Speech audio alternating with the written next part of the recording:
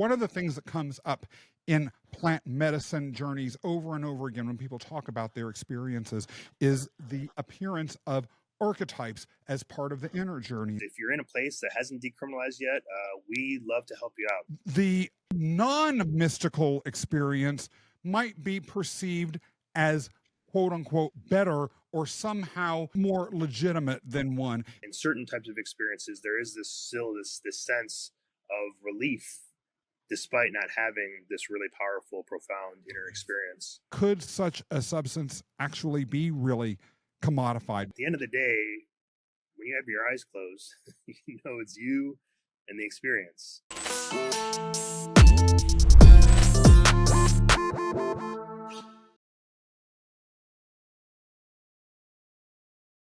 Welcome back to the Webdelics podcast, everybody. Today we have with us Larry Norris, and this topic is going to be really interesting. Larry, welcome to the show.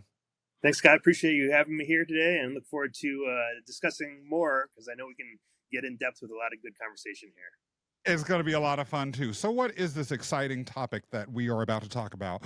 Well, one of the things that comes up in plant medicine journeys over and over again when people talk about their experiences is the appearance of archetypes as part of the inner journey. And as a matter of fact, mythical archetypes showed up during my own psilocybin experience. Interestingly enough, though, archetypes show up somewhere else, and they play out in the external world related to psychedelics and keep them from being able to move forward into the mainstream in a way that would really benefit people, or at least that's the argument that many of those who are advocates for decriminalization and even legalization would make. Larry, you are such an advocate. And when it comes to the archetypes that keep people from wanting to accept psychedelics as part of the mainstream mental health or spiritual development or personal development space, what might some of these archetypes look like? How do they play out in terms of the larger systems that keep these substances from being able to help more folks? Yeah, thank you. Yeah, you say systems there too, and really archetypes are just a subset of systems. That's really also what we're talking about. We're all sort of plugged into these different systems and how things work. And archetypes are pretty near and dear to my heart. I wrote my dissertation, California Institute of Integral Studies, looking at archetypes of transformation, which are slightly different because there we're looking at archetypal transformative processes. So Jung, who a lot of the archetype conversation comes from, he talks about archetypes of personality and archetypes of transformation. So archetypes of personality are sort of these individual people that we're going to talk about in just a minute. And then, like the sage, like the mother, like the wisdom figure, or the trickster, all those different types of sort of characters, right? But he also talked about archetypes of transformation, like a death and rebirth experience. And so that was really fascinating. And through the process of my dissertation and doing a lot of integration circles since about 2011 with my other organization, Entheogenic Research, Integration Education, you do see a lot of these archetypes come up. And these archetypes aren't just in these inner worlds, they also sort of match their external worlds. You see people come together, you'll have an archetype that will just happen to show up in an integration circle where everyone will want to talk about this particular instance, and they all came there knowing they wanted to talk about it, but didn't know until they got there that all of a sudden they're sort of filling a theme, if you will, sort of this coincidence of theme, right? Yeah. And of course, Jung talks a lot about themes as well. But when you take it and you go from the internal experience and then look outward, you say, wow, actually, our entire world is full of archetypes. Yeah. And how we see things, how we view things, how we interact, especially when information is unusual, or we're sort of put into a novelty situation, or we're fighting against sort of a preset worldview that we have trouble sort of struggling trying to get outside of. We sort of fall back, it seems like, into these archetypal structures, archetypal ideas, right? And even just before, again, going a little further, I'll tell a little side story. I used to work at I lived in Hawaii for some time, and I worked at selling hammocks, right? These little sort of sky chair things, right? And everybody would come by, and of course they're on vacation, and they're they're in the buzz of the vacation zone, right? I'm relaxed, but I'm also uncomfortable because this is new for me. I've never been here before. I don't know who's around the next corner, et cetera, et cetera. And there's this guy selling hammocks, and they're talking to me, and you see the same sort of thing where all of a sudden people would fall into these sort of patterns and habits, whether they're from Europe or they're from southern United States or up in Canada or somewhere in the Southeast Asia or whatever else. They'd all kind of say the same things, right? And so you start seeing that, like, to the point so much where I actually had the top 4 most commonly used comments in my pockets, and would trip people out because you'd be like, oh, how did I know you're going to say that? And of course people don't think that they're just repeating a habit that's sort of in the ether, if you will, right? Or this an archetypal expression of when you're uncomfortable and somebody says something, you just say, so really can blow some people's minds that way. And so this really, I started to really start paying attention to how in the world these other sort of beings, if you will, states of mind, experiences of self come through, where it's not really the individual itself, but at key trigger moments, this other thing comes through and says something that you're like, that doesn't even sound like the person anymore, right? Mm-hmm. And so you even see this now, to kind of go back to your original question, which is about policy, right? And you start to see, people are 50, how many years now? 70, maybe even 100 years if you really count, opium and cannabis criminalization. If you want to go back thousands of years, if you talk about the oppression of psychedelic or entheogenic plants and mushrooms all across the planet, you're really seeing a lot of baggage, right? That people have a hard time unwrapping, and stigma that they have a hard time getting outside of. And so oftentimes what happens is I say it's kind of like the Agent Smith, or I call it the status quosis, the psychosis of the status quo, where if you say something, that that sort of breaks someone's just worldview down a little bit, or is challenging to the status quo that they're in, they'll have this Agent Smith character or this sort of matrix, program that comes out and says something, and you're like, where was this person a moment ago? They weren't here. This is something new coming out, and I don't even know if the person to some degree even realizes that they're just repeating the same thing over again. And so we like to think of ourselves as more independent individuals, but as you start to see when you talk to city councils all over the place, same questions are being asked. If it's the Northeast, all down the Southwest, up in Washington or California or whatever, people are asking the same questions. They're responding to the same stigmas. They're regurgitating the same news stories that they've heard. So after a period of time, you start to realize, like, wow, I just have to really answer 5 questions and maybe different approaches of it, but you're going to be getting the same people. And I call these policy antagonist archetypes, right? So these are the people that are going to be resisting this change, right? And so there's your standard. Sorry, were you going to say something?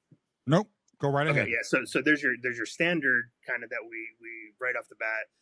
Somebody's against this idea. Well, those are the prohibitionists, right? Okay, so that's something that I think we can all understand. A new term that just came out recently with a variety of folks, which I really love. I think Jamie Morey may have coined this term. I'm not sure, but if so, this is the woman out of Boston. Does some really great work out there. She calls it slow-abitionists. So these are folks that aren't prohibitionists. They're just saying you're going too fast, and we need to slow everything down, right?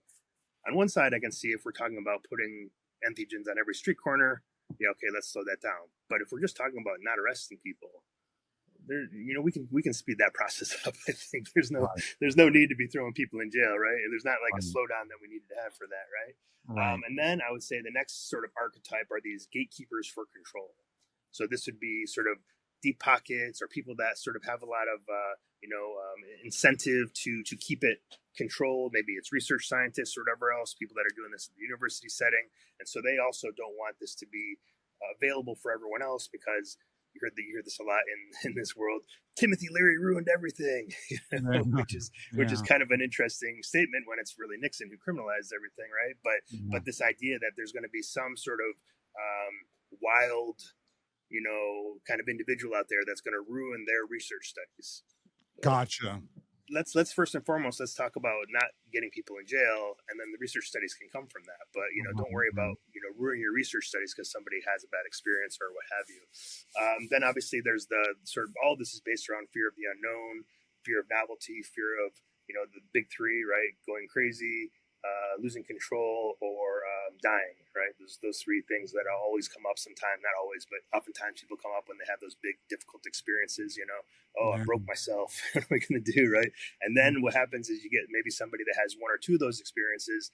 And there was somebody recently, maybe called this the savior complex a little bit.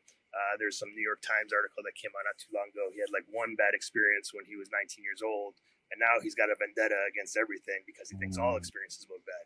Like I've had more bad experiences than he's had experiences, not to make some sort of comparison.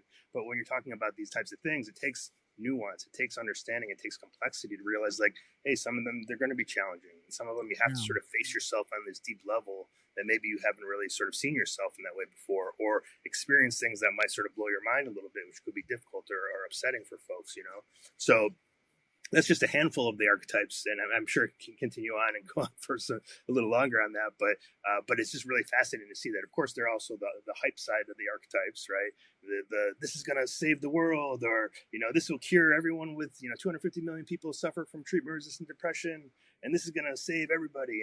Like, okay, we also need to calm a little bit down on the hype side of the archetypes as well. But in general, from the policy perspective, especially when we're talking about decriminalization, which is stopping arresting people, it doesn't seem to make much sense for these archetypes to exist, because the other side of it is throwing someone in prison, or versus letting them actually explore their own mind on their own terms. Part of why I find this a valuable discussion to engage in, even if it is a little bit heady, is that as you very beautifully put out there when you were more or less defining what an archetype was for people who might not know, is that archetypes, like you suggested, are default ways of thinking and default ways of reacting. They're not necessarily, in fact, they almost inherently are not tied to specific logical reasoning skills with regards to whatever the issue is that you're facing. In this case, specifically, we're talking about psychedelic use and psychedelic decriminalization. On a more personal level, for instance, and what you said about some of the archetypes from a policy perspective have come up in discussions that I've had with individuals about psychedelics, even if it is in the context of a policy discussion around decriminalization, say, as opposed to a choice that someone might have to use it. I've heard things like, well, I'm against addictions generally. I have worked with people who are addicts, and I don't want anything that is addictive out there on the streets. Well, most psychedelics aren't addictive, right? So clearly that's a reactive sort of purely not thinking, falling into an archetypical way of responding to a discussion.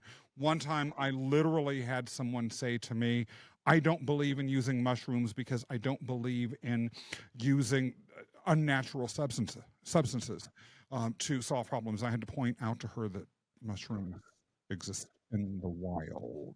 They're natural, right?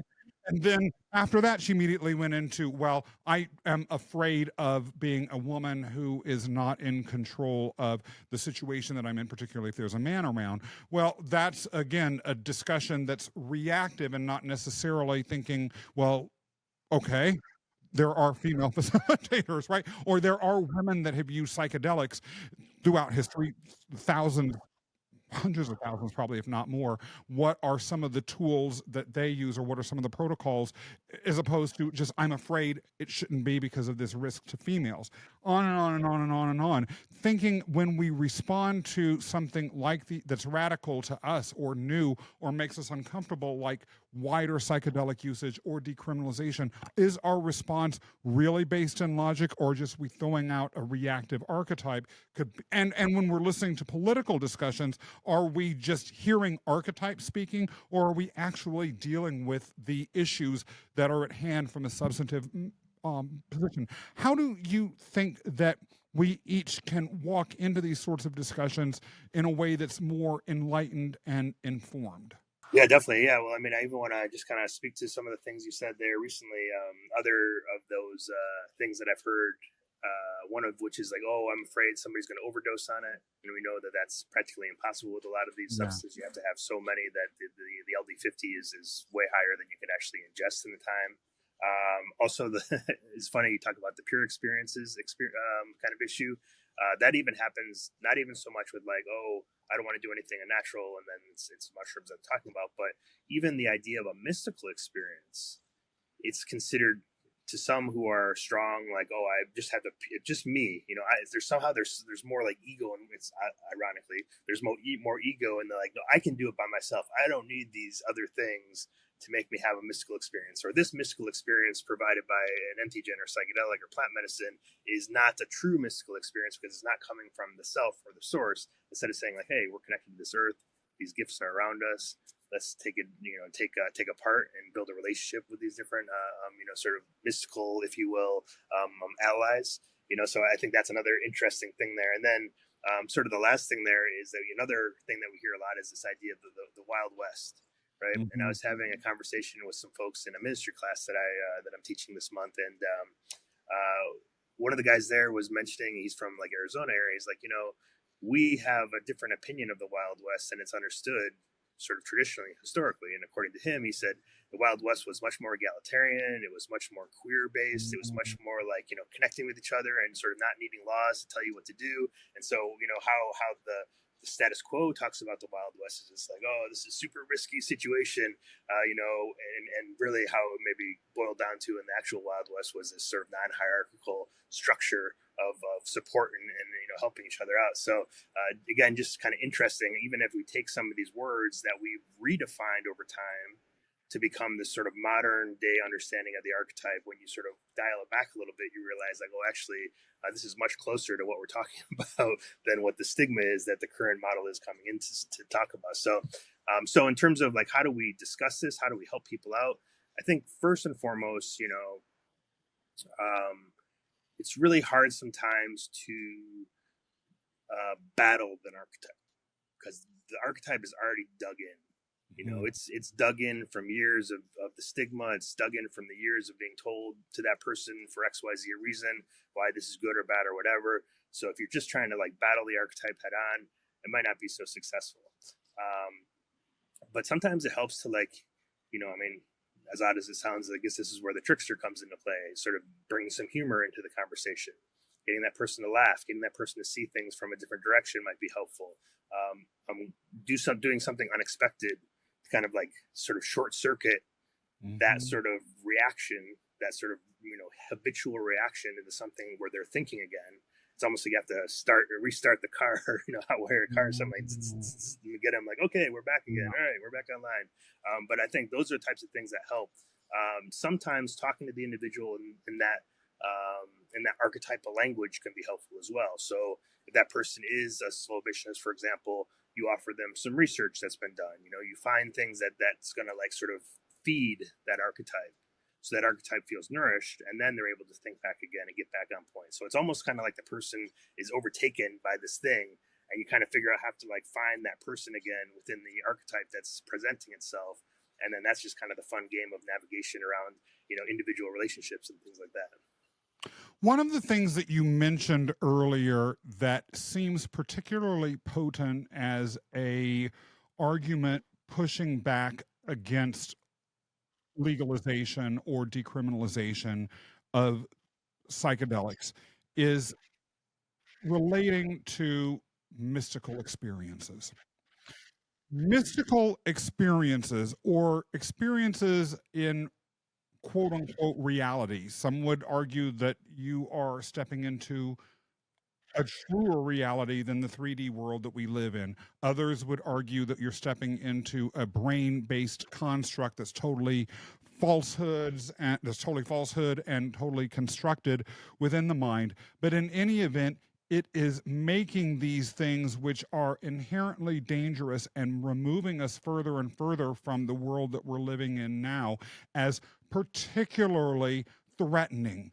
For instance, it seems to me that when it comes to policy discussions that I've read, the idea of psychedelic molecules being used to somehow create within the brain the positive mental health outcomes of psychedelics without the psychedelic experience, without the trip, or without the sacred journey is somehow more appealing or more acceptable than one that inherently involves or even encourages the mystical experience. What do you think is behind that? Yeah, I mean, we're asking a lot of questions that'll take me a minute to unpack it because there's a variety of different things that come into play. Just to start off with a positive note, typically I'm on your side in terms of like or maybe this is what I'm hearing from you, that you kind of need that deep inner experience to have that transformation. Now, again, just to kind of speak in defense of that, which again, this is I've tried hard to always find a positive and a negative here. So the positive for this would be, yes, I can see situations where someone has neurodegeneration, maybe they're suffering from Alzheimer's or dementia or Parkinson's or some of these things that maybe having a big trip would be really difficult for them because they're already trying to struggle with what is reality. And if these are being used as a neuroregeneration, then maybe there's some benefits to doing that for a very small subset of the population. However, for the most part, it seems to me that that's where the magic is, so to speak. Not to be cliche about it, but if we're talking about transformation, it's this inner experience that people are going through that's really helping them see things in a different light, from a different perspective, maybe shakes up their understanding of the world in such a way that they're now able to look at it again from maybe more of an observant point of view instead of being sort of stuck into it. And then again, I've been surprised. There was some research recently because with mental health is something totally different. And what exactly is helping in some of these sort of extreme treatment-resistant depression scenarios? I've really been fascinated about the research that was showing, and now ketamine, I understand, is not technically a psychedelic, it's a dissociative, but just for the sake of this conversation, in terms of the mystical or the beyond or that strange experience being necessary, I believe they found for some ketamine treatments that a subthreshold dose was actually almost as effective, if not as effective, for treating depression for individuals that were coming in there for ketamine. Now, why does it happen? I'm not sure. But what's going on there? Because to me, intuitively and from my own experiences and from the research, the more intense the experience is, that's where the more transformation is. Okay, yes, there's also potential that it could lead to some challenges and difficulties afterwards, and you need to make sure you have a good follow-up and some community to sort of hold and support you and some people to help you discern through that experience and all that kind of constructive feedback. But for some reason, in certain types of experiences, there is this sense of relief despite not having this really powerful, profound inner experience. That seems to, again, leaving aside that subset, that I don't want to diminish the importance of, especially when you're coming to when you're talking about degenerative brain diseases or things as horrible and rampant as Alzheimer's. I don't want to diminish the importance of not having, what they would experience through a mystical experience as being somehow, unimportant or not worth considering as a whole. But the population that we're talking about, who generally might be benefiting or not benefiting from the overall mystical experience, is much, much larger than that subset. So for the rest of this conversation, let's just focus on that larger subset, and there are other episodes that we can point to that talk about some of these other issues and these specific populations. Why is it that you think that the non-mystical experience might be perceived as quote unquote better or somehow more legitimate than one? Is it, sort of speaking of the archetypes, maybe the control that researchers might have over what the process related to that experiment might be? Is it that it is threatening to religious institutions? Is it that these also create larger threats to, I don't know, business interests or some larger political order? What do you think is really going on here? Because you're so involved in the decriminalization effort that it's hard to imagine that you don't have insight. Yeah, I love the question. What's really going on here, right? So let's dig in, right? Yeah. I mean, I think what's sometimes they always say, see who's behind it. I guess another way to say this is follow the money trail. Who are the people that are really supporting this removal of psychedelic experiences? Oftentimes it's clinicians, or the other organization is DARPA, which is military industrial complex deal, right? So it makes sense as the Bill Hicks. I don't know if you remember that Bill Hicks quote from back in the day. He's like, I'm glad mushrooms are illegal. I sat in a field and looked up at the stars and said, I love everyone. And if I love everyone, how are they possibly going to continue to build nuclear weapons? And, we're going to mess up the economy, blah, blah, blah, right? So it makes sense on the one side when you have a government that's run a lot by military industrial complex or, weapon sales. You don't want to have people necessarily going into the hippie peace and love thing because it's going to ruin a lot of the economy there. Secondly, you have,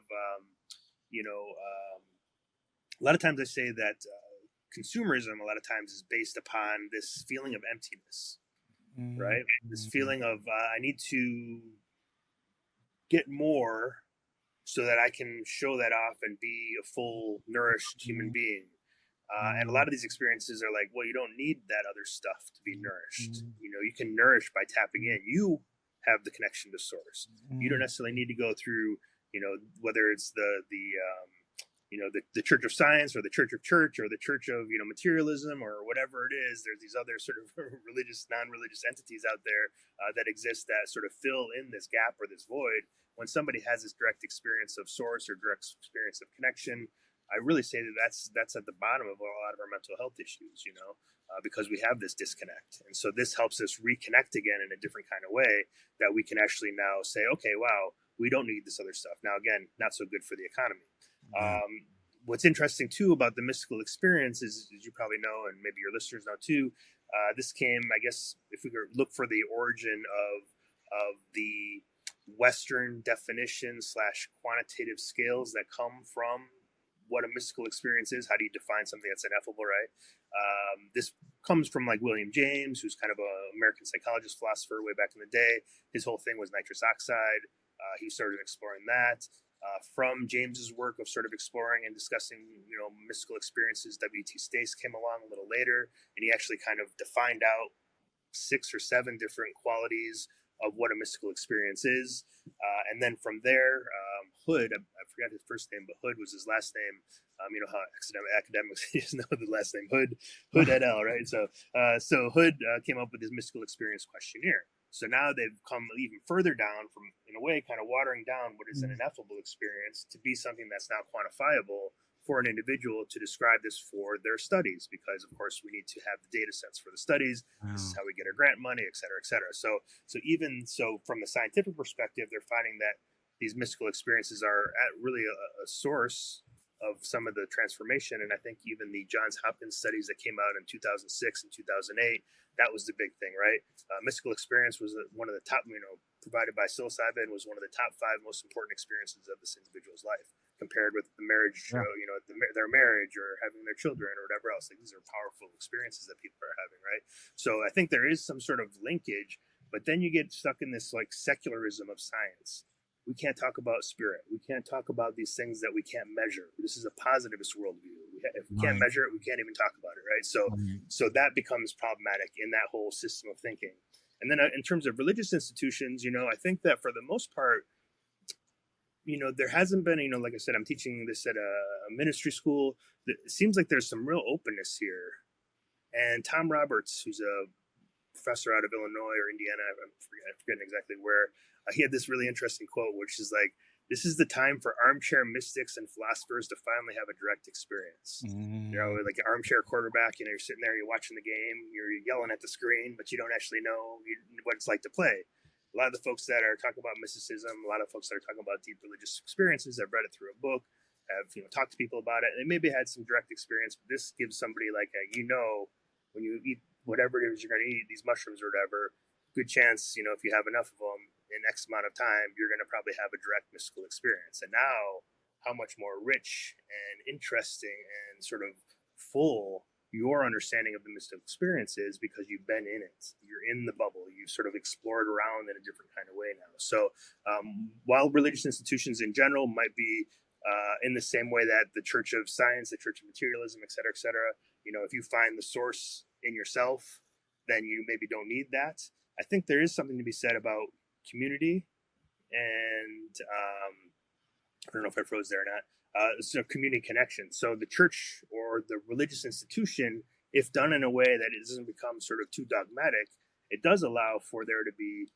insights, for sharings, for connection, for these other different types of things. So if religious institutions were smart, rather than being like, okay, we can't talk about this, this would really, I think, help in a lot of ways to bring their community together in a different kind of way.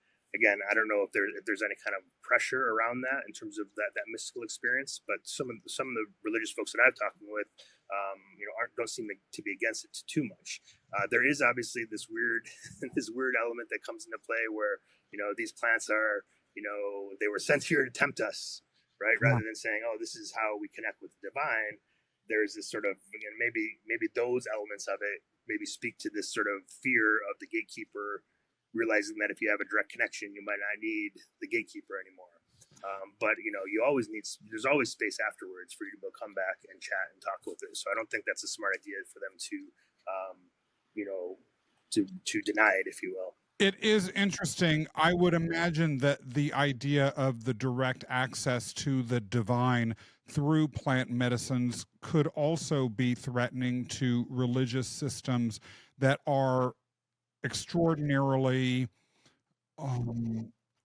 legalistic in their approach. What makes you a virtuous person, whether you follow this set of laws or commandments or not. Again, to be clear, I'm not making any sort of judgment about those religions as opposed to any others, but I can't help but wonder if perhaps you could go back into your church after having had a mystical experience and somehow re-engage with the legalisms or with the hierarchical structure of that particular faith community.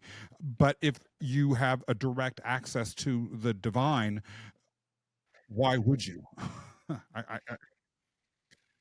Similarly, I had honestly never thought about the idea of the inherent conflict between commercialization and the material consumer state that we, in the West at least, have truly bought into, and the psychedelic experience. And thinking then about that, a fear that some people have, maybe it's an archetypical fear, is that the psychedelic renaissance could lead to the commercialization and commodification of plant medicines or sacred plants.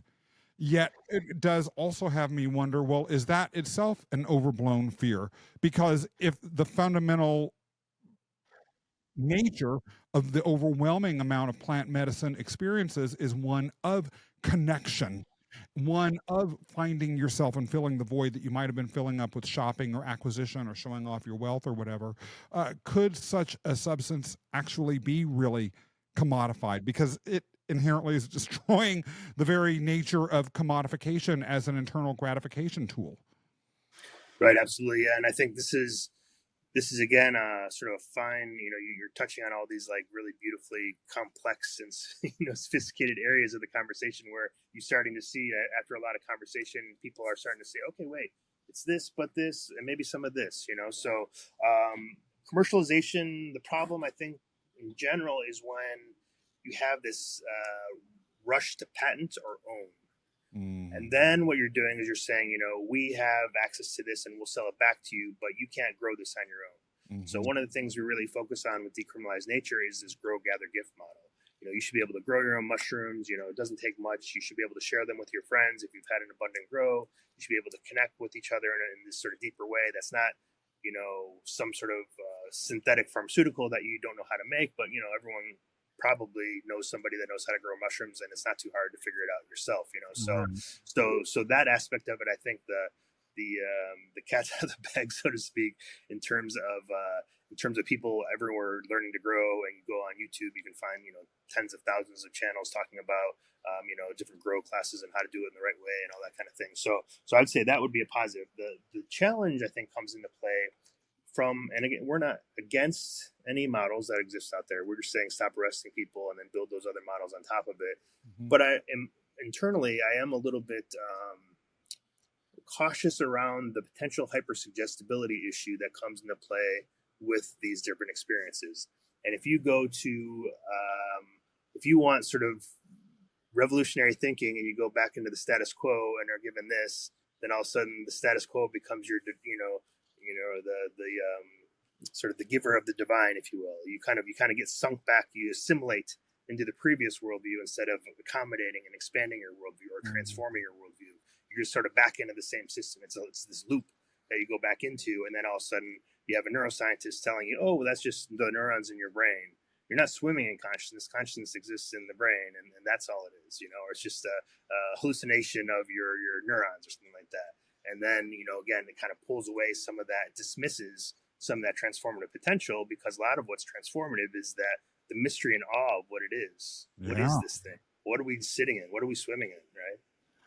There's also something scary about that occurred to me when you were, particularly the word suggestibility triggered it inside of me, which is if there is a particular regulatory system that comes into play, or if the regulatory system that overlays the decriminalization isn't there at all, but at the same time, these substances are becoming more and more easily available and popularized, you could have a situation in which those who might have, for instance, a lot of money, might want to have some sort of commercial or financial lock on the use of these substances, might have the marketing resources to present themselves as a certain premium or high quality or trusted place where you could go and have the experience, could also do exactly what what you are saying without really saying it, which is to say that, or to use the suggestibility to say to you, any connection that you might be feeling during this, let's steer away from that, even while you're in the trip. Or any sort of mystical sense of connection that you're having with the divine, let's steer you away from that and into something else. And the reason why that comes to mind is that I did find myself in my own experience very suggestible. It ended up being in a very positive way. One of the things that happened was I saw myself sort of diving into a big black hole in the middle of the galaxy. And that black hole contained the ability to relive and feel every single pain and trauma that I experienced in my life. I mentioned from the very first episode of this podcast that I was severely abused as a child, and I literally re-experienced every single beating that I received as a little boy, and how it felt to be a little boy receiving those in that black hole. I was verbalizing it out loud, and at some point, the facilitator I was working with said, you need to leave that. I remember resisting. I'm not going to leave now. I need to experience all of this. He said, you need to leave this place now. And so he got me out of it. And I'm really glad that he did, because that could have been a really a sinkhole that I wasn't prepared to be in. But you think about, if I was suggestible in that way, people could be implanting all sorts of ideas into my state during one of these experiences that might completely cancel out that sense of connectivity or that sense of mystical direct connection with something beyond. Yeah, absolutely. And it's tricky because some people do need to have somebody there to support them or be in support, but at the end of the day, when you have your eyes closed, it's you and the experience. Yeah. And if you keep your eyes closed, there's not really anything that can happen outside of that. Even something, this is sort of this is a positive, it sounds like, interaction that happened with the person that was sitting with you. But in other situations, I can imagine even, you're in the middle of some deep space, and for whatever reason, the person you're sitting with starts taking notes. And even something as simple as taking note for some reason, right? And then you're like, why is that person taking note? What did I think about? What was it? Oh wait, was it? You start watching yourself go on the sleep, or they breathe heavily at this one particular time, and you're picking up on that. You're like, wait a second, they breathed heavily right when I was having this deep insight. Like, what does that mean? Oh my goodness. So, yes, I know it's important to have, sort of guides and support systems and stuff like that. There's actually I mentioned this a lot, but there's a professor out of Harvard, Neshe is her name. And they talk about the guide industrial complex, basically. And they said the side effect of this, like, yes, they're not at all saying that there shouldn't be guides out there, but the side effect of it is that you stop learning to trust yourself, and you stop learning to trust your friends. And who's going to know better at that moment in time when you're having a difficult moment to say something like, in your situation, it worked out perfectly. but not everyone's going to know that person well enough, but Yeah. maybe a friend would know the best blanket, something comfy that you like, or the best kind of music that you really dig on, or any kind of thing that it would take way too long for a guide to really know or understand. So to sort of bring us back to saying like, hey, we don't have to distrust our community or distrust ourselves in the sense that there's going to be some huge trauma that's going to happen. We need to also appreciate and understand that, hey, we can come together as friends and community. And that's what we're learning through this in the long run, is that we are disconnected from ourselves in the community. So coming back to that sense can be really helpful for the overall experience. And then it maybe gets away from the power dynamics that can come into play with the therapist patient or with the clinician and someone that's coming in to do the experience, or even an ayahuasquero and a person that's in the ceremony, what have you. There's always going to be that power dynamic, the facilitator, the hierarchy that's involved. But when you're with friends, when you're just sitting around, when you're doing it by yourself, you kind of can avoid a little bit of that. Maybe it's a little bit more difficult on one side of things, but maybe it can be more beneficial on the other side too. So, all options are on the table, so to speak. But I can see how, in your scenario, it worked perfectly. But what if that person accidentally said the wrong thing? Yeah. And now you're sort of stuck spinning around, and maybe they didn't even know, they just leaned into it and end up sending the right thing for you at that time. But what if they said exactly that same thing a moment later and you weren't willing to hear that information? And then, so there's just so much that happens when there's another dynamic playing out in your experience that sometimes it makes it difficult. And some of this implantation or suggestibility becomes a big piece of that. Honestly, even thinking about that as an example, what if, because we're all human, even the best facilitator is going to occasionally make a mistake, or they would not be a human being, right? Like, what if he had said, dive in deeper? As I was getting into the point that during this part of my journey, I mean, I was crying, I was saying, I can't believe how bad this was. I was talking out loud about how long I had been in denial about the true severity of my childhood experiences, and reliving it reminded me of the fact that I had told all of these lies to myself and then diminished my life and what it was like to people that were in my life. What if he had said, Scott, now go deeper into it?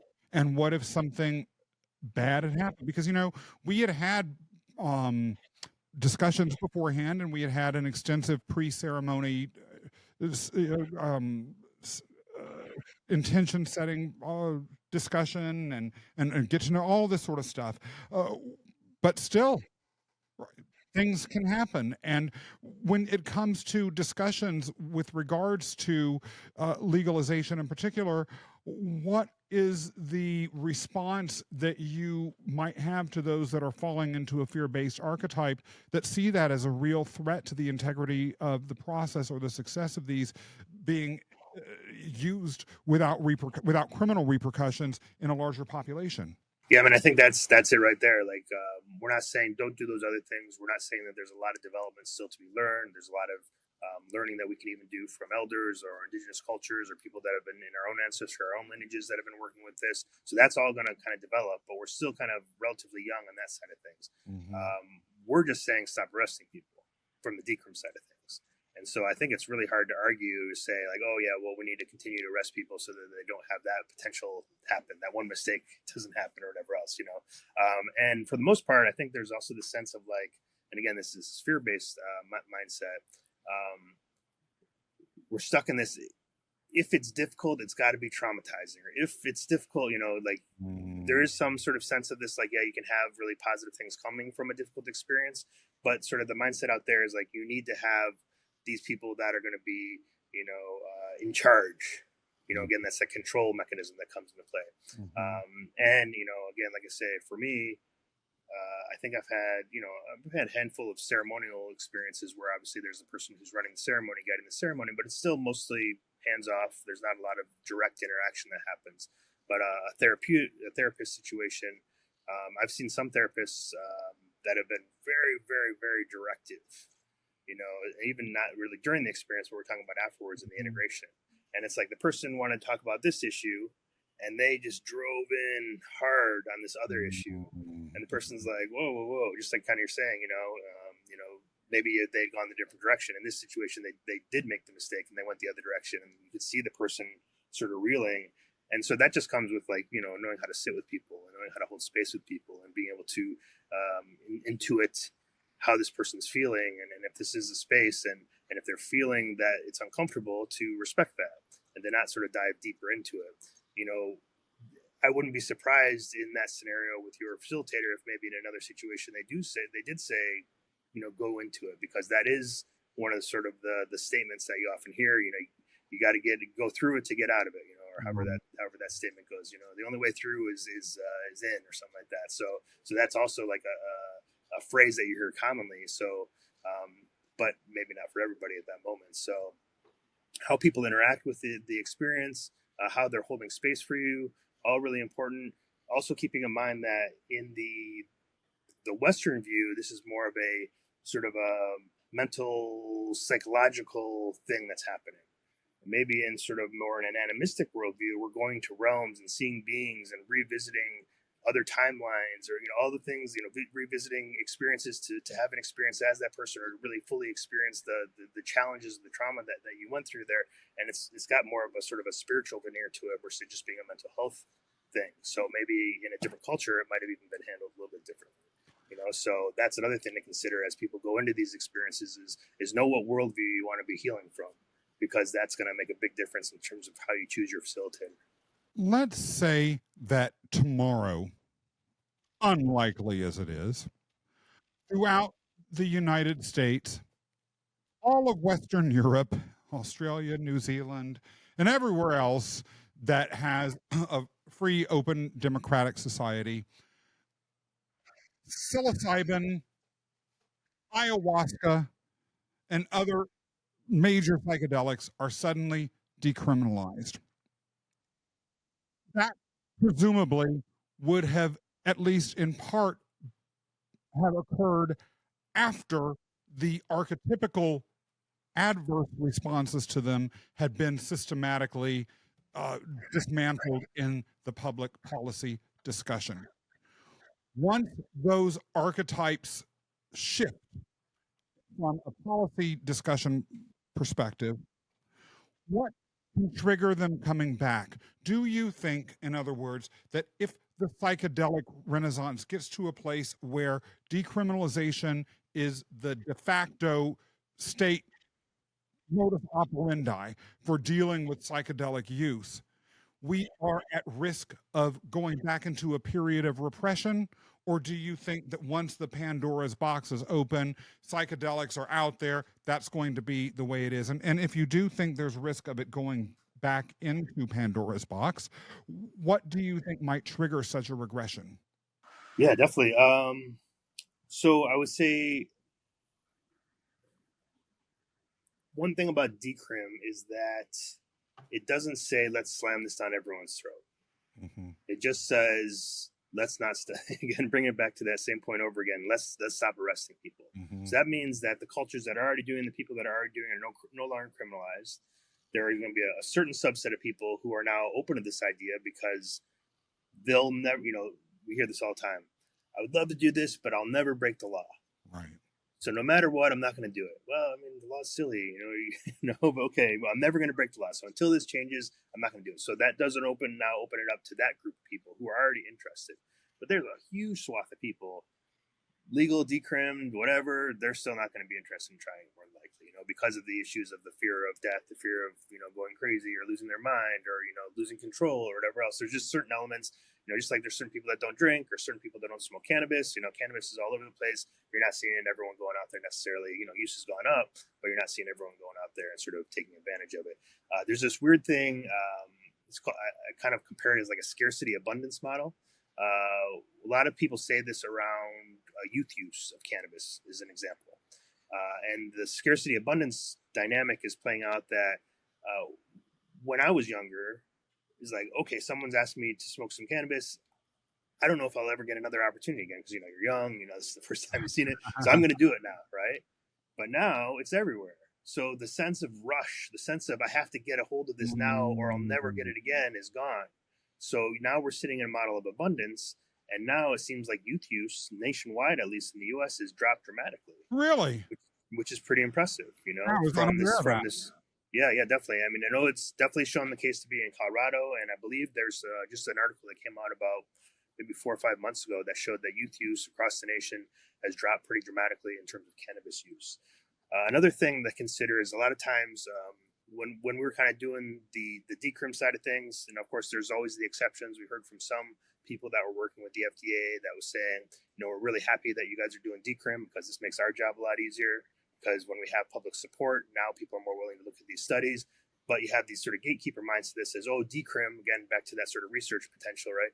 Decrim is going to, one bad experience with decrim is going to mess up our trials, right? And I was actually more concerned about the FDA because they have this microscope on everything. If there's one mistake in those trials, it's going to mess everything up for decrim.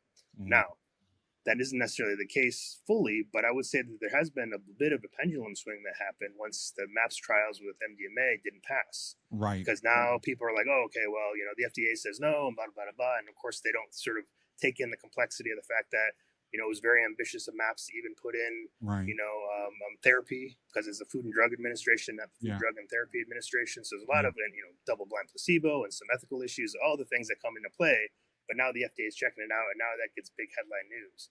Whereas maybe somebody that has a bad experience somewhere that it's decrim won't make it outside of the local news, right? So the pendulum did swing a little bit in that regard because the FDA trials, which was going to be this more regulated system, was actually more problematic than the people that were doing this from the decrim model. So that would be another thing to think about this. So what is going to trigger, or what would trigger a reverse, maybe going back into the other direction? I mean, hopefully nothing. We're looking at, thousands of years of use, 50 years of criminalization. This moment in time of criminalization is such a small period of time comparatively to everything else.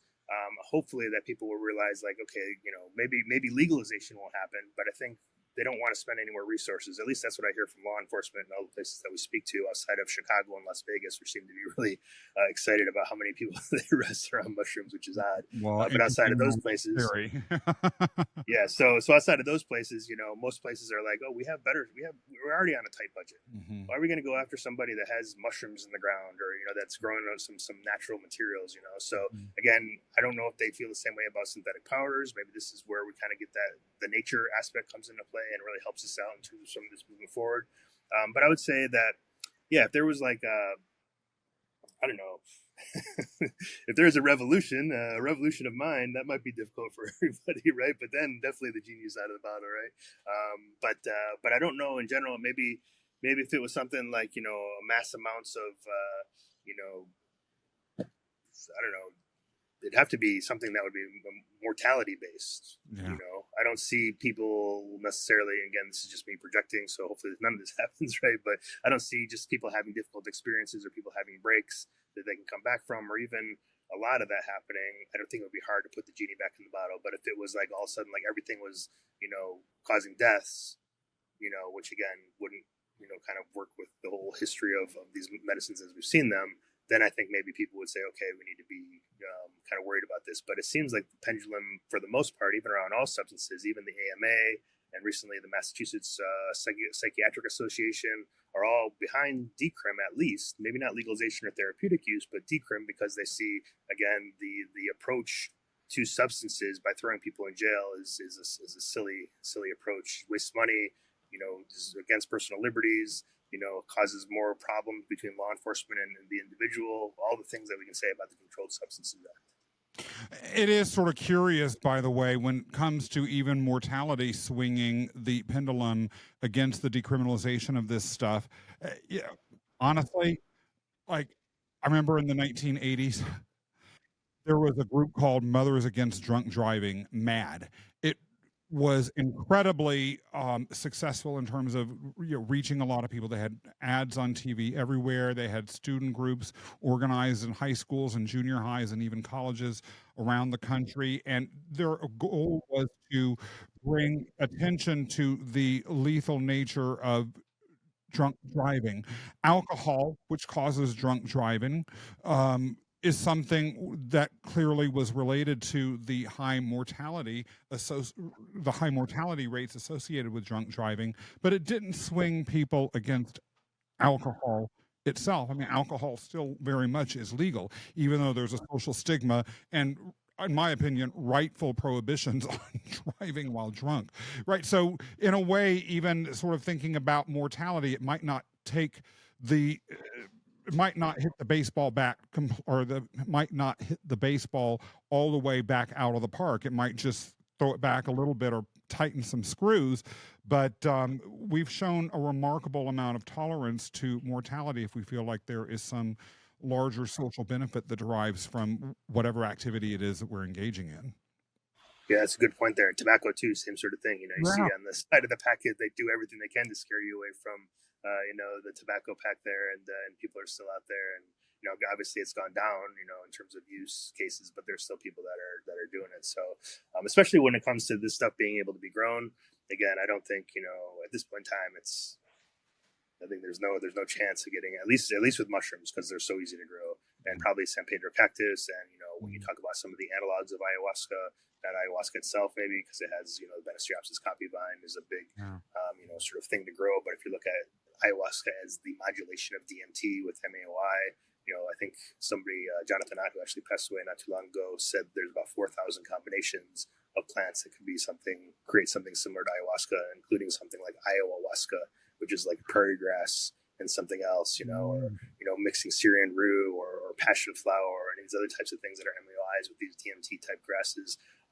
There's a lot of access, and that's kind of interesting too to think about the fact that like most people don't realize that they look around outside in nature, and there's probably some psychoactive plant somewhere in your view, and we've just sort of forgotten and lost connections with the plants that are out there. So again, bringing us back to nature, I think, is a really big part of this, and realizing like, oh, we don't have to continue down this road of, as we're going very fast now towards AI and technology and transhumanism and all these types of things that are happening in terms of like we're going to be bionic humans and all this, and then realizing or even we've heard this a lot, and I actually kind of appreciate their critique, but we're also kind of playing with words here, but saying decriminalize nature. Well, we're nature, so we can't really be separating ourselves from that. Like, well, yeah, that's also true, but we're also criminalized. We're the ones that are going to jail, not the plants and mushrooms, right? So I just have to utter two words that were embedded in what you just said, having grown up in the rural Midwest: prairie grass. I'm right. I'm imagining some national crusade to outlaw prairie grass. Right within some psychoactive substances. Larry, this has been an incredible conversation. It's been wide ranging. It has been really deep.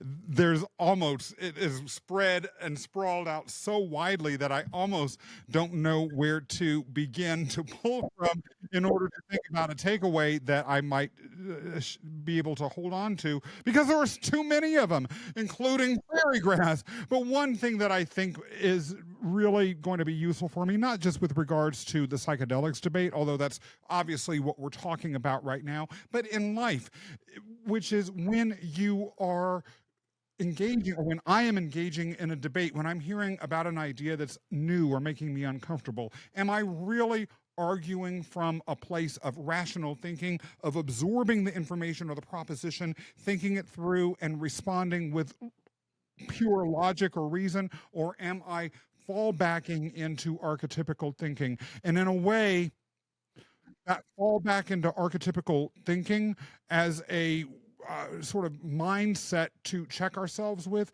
is perhaps particularly appropriate for a discussion about psychedelics, since, as we mentioned right at the top of the hour, the whole psychedelic internal experience is one that is driven by archetypes for us to interpret and use, hopefully in a way that's a little bit more constructive than just purely defensive arguing.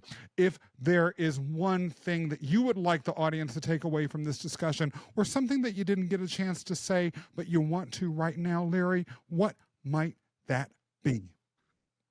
yeah, so I love your idea of checking ourselves on archetypes. Like that's when you feel yourself getting into a routine or a habit, or you watch yourself say the same thing over and over again. What is that keeps happening, and how do you find your way out of it? Because at the end of the day, it's us that's healing ourselves, and it's us that's finding our way through our archetypes and navigating these processes. So I really like to kind of hear that. I would say for your viewers, your listeners, if you're in a place that hasn't decriminalized yet, we love to help you out. That's what we do as an organization. We give you all the tools. We help you go through these archetype conversations with the people that we'll be talking with. And we really want to try and make as many cities pass as possible. Now, I think 29 cities across the U.S. have passed. About 4 million people are living in an area that is decriminalized by the municipal approaches that we're working with. If you're looking at Colorado, that's another about 5 million people roundabout. So around 10 million people in the U.S. currently live in a space where it's effectively decriminalized. So again, speaking to what you're saying earlier, it hasn't been the end of the world yet, so that's a good thing. But we'd love to help you out. If you want to find out more about us, you can reach out to our website at decriminalizenature.org. We have resolutions, we have successful stories, we have interviews, we have testimonials, we have different cities that have passed, ways to connect with them, maps out there to see kind of if your city's involved at all. We also have a podcast. You can find us on Spotify or our YouTube page. It's called Restoring Our Roots, the voice of the Decriminalize Nature movement. And if you want to follow us on social media, we go at Decriminalize Nature on Instagram, or I guess on Twitter, we're at Decrim Nature, or X, I guess we could say, and Facebook as well, at Decriminalize Nature. Most of our activity happens, though, on Instagram. So find us in any of those places. Reach out to us. We do a monthly orientation, train you up on how to make things happen. It's really kind of an easy step-by-step process. I like to say bureaucracy is the AI of humanity. So once you get the template figured out, you can just plug it in no matter where you are. Again, speaking this archetype voice, right? And please reach out, and we'd love to help you out. And if we continue to protect consciousness, that's really our job as citizens here. The big deep pockets aren't going to try and protect consciousness for you. That's for us to do. So get out there. Don't be apathetic. Make things change happen, and it's very possible to do on the local level. So looking forward to hearing more from you. And Larry, that was a mic drop moment. Thank you so very much for it. For any of you who didn't have a chance to write that down because while you were listening to or watching this episode, you just, I don't know, maybe you were cooking or didn't happen to just have a pen available. Don't worry, because the show notes and the captions below the YouTube version of this have all of that information. I follow you on Instagram, Larry. It is well worth it. So I really urge anyone who has followed this episode so far to do the same. You are going to be richly rewarded. For those of you who enjoyed this episode, be sure to check out our other episodes on YouTube and on your favorite audio platform. We've got lots of rich discussions, and we have a lot more coming in the future. In addition, you will see in the show notes or in the YouTube caption below links to our socials. Be sure to follow us and connect with us there. Then, once you've connected with us everywhere, go to our website, webdelics.com. That's WEBDELICS.com. Sign up to our newsletter. It is awesome. The articles that you will get will blow your mind, and I am not saying that in a way that's meant to be cute. I'm saying it because it's true. And then, above all else, make sure you come back again for another episode of the Webdelics podcast.